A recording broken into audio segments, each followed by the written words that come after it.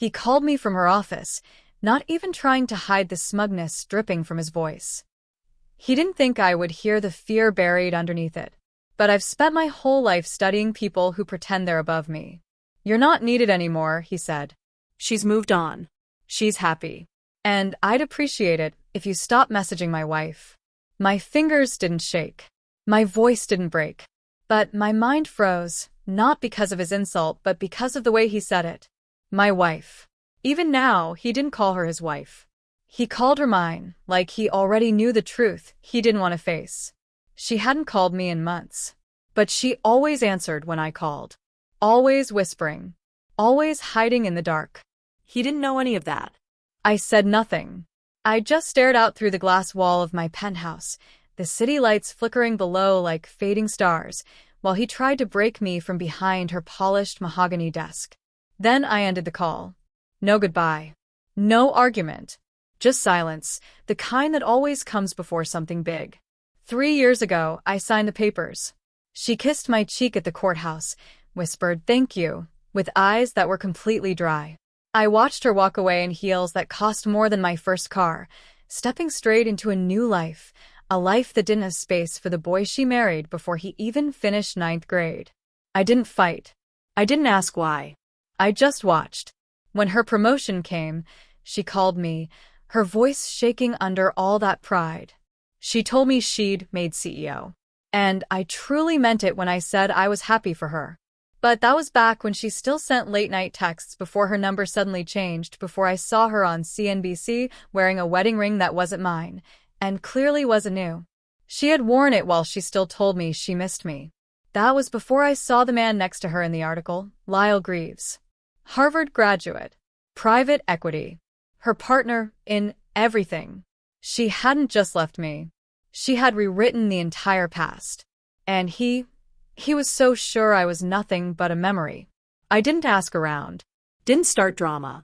That's exactly what people like him expect. Someone loud, bitter, and out of control. Instead, I moved quietly. I unlinked the Cayman shell corporations from her investment branch. I rerouted their private equity fund into a new LLC under a name she didn't know. Then I waited, watched, and read her quarterly report full of fake projections and imaginary deposits. Money she still believed she could touch. She didn't know the account belonged to me. Didn't know the silent partner she trusted her future with was the same man who used to fix her father's car with oil-stained hands. I had given her everything, not because of love, but because of guilt. She married me when I had nothing, so I thought I owed her for helping me up. But she didn't build me. She only stayed long enough to learn how to climb over me.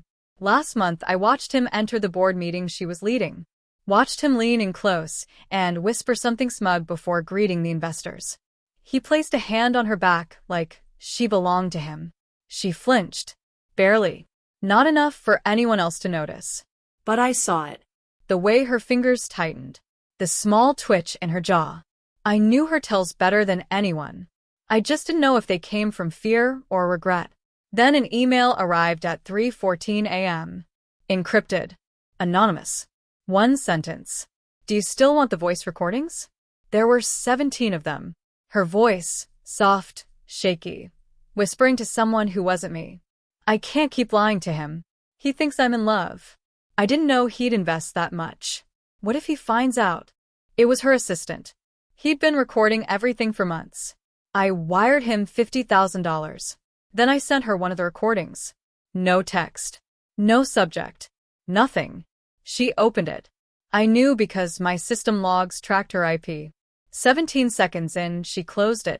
2 hours later, she called me from a blocked number. I didn't answer. I didn't need to. The next morning, I requested a formal meeting at her bank. I told them I wanted to discuss account reallocation. When you manage $700 million in discretionary assets, doors don't just open. They swing wide before you even reach them. He was there when I arrived. She wouldn't look at me. He smiled like he thought he had already won. We appreciate your loyalty, he started, but it might be time to consider. I cut him off, placed the contract on the table, and slid over the dissolution clause she never bothered to read. My clause. The one that gave me full authority to pull every cent without warning. Their faces didn't just fall. They shattered. I stood up. Transfer everything today to an offshore account. I'll send the routing numbers. He stuttered. You can't. I looked at her. You asked me to cut ties, I said quietly. So I did.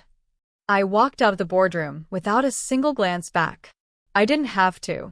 She wouldn't follow, not this time. By noon, the account was empty.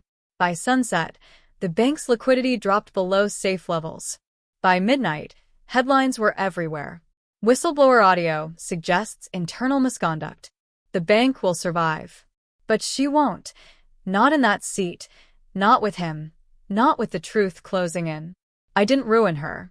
I just handed her the rope she tied herself and reminded her which direction was down. She married a man who thought silence meant weakness, who believed power came from titles instead of leverage. Let them keep each other.